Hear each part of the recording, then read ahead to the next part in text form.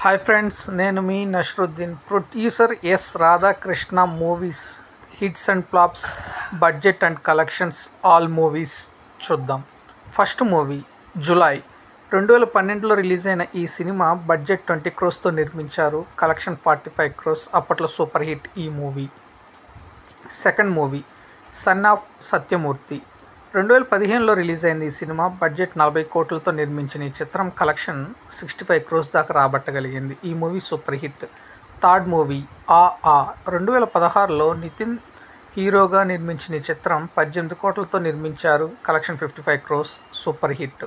Fourth movie Agnyaathavaasi 2018లో budget 65 crores, collection 55 crores. ఈ cinema flop. Fifth movie Aravinda Sametha Veeraraghava 2018లో release అయిన ఈ cinema budget 85 crores, collection 125 crores.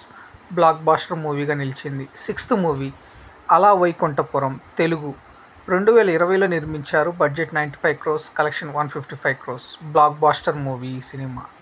Seventh movie Ala Vaikunthapuram Malayalam 2020లో release చేశారు. ఈ సినిమా 95 crores నిర్మిస్తే 155 crores దాకా రాబట్టగలిగింది. Blockbuster movie.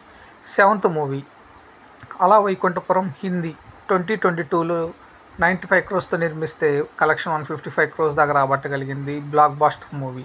Eighth movie Shahid 2023లో హిందీలో నిర్మించిన చిత్రం బడ్జెట్ 35 crores, కలెక్షన్ 55 crores. ఈ సినిమా యావరేజ్గా నిలిచింది.